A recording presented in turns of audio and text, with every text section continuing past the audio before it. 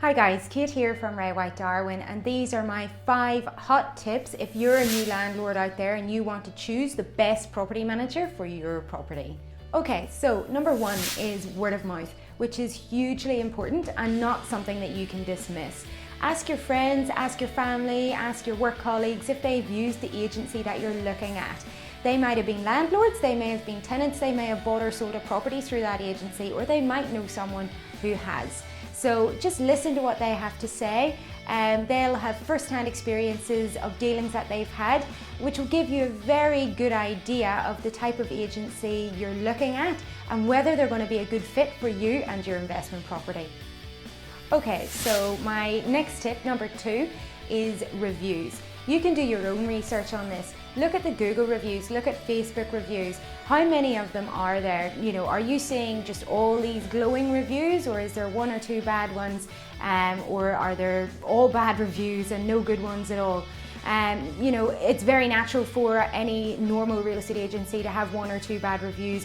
It adds a bit of integrity to the reviews, so don't let those put you off. But certainly have a look at the detail in some of the reviews that people do leave for that agency, because you can really see the sort of dealings that they've had with them, and what scenarios they've dealt with, either well or not so well. So do your research on that, have a look at what you can find online. You wouldn't believe, you'd be quite surprised at the picture that you can form just based off reviews. Okay, so my tip number 3 is be prepared for costs. So if you're a new landlord, at the start of a tenancy or at the start of your leasing journey, there are going to be costs associated with that that aren't necessarily relative to the agent or the agency.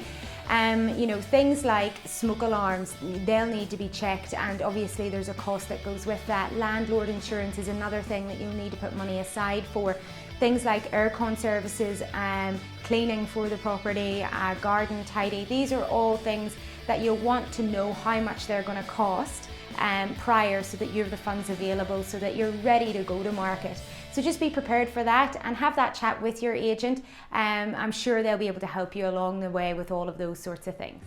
Alright, so tip number 4 is do your research. So make sure that you have some questions prepared when you're shopping around and you're looking at agents. Make sure that they're questions that you want to know the answers to, and you're posing the same questions to every agent that you speak to. That way, whenever you have those answers, you can really weigh them up against each other and see who's going to be the best suit for you. And lastly, tip number 5, a very simple one: trust your gut. At the end of the day, whichever agent or agency you use, you're going to be working with that person for a long period of time throughout the tenancy of your property, and maybe some others after that. It needs to be someone that you think you're going to trust, you feel comfortable with, and they're easy to build rapport with. These are all very, very important factors that you're going to have to consider. So trust your gut when it comes to making that final decision. Who do you think is going to best service your needs as a property manager? And that's it. So thanks for listening, and if anyone has any questions, always feel free to get in touch. Thanks guys.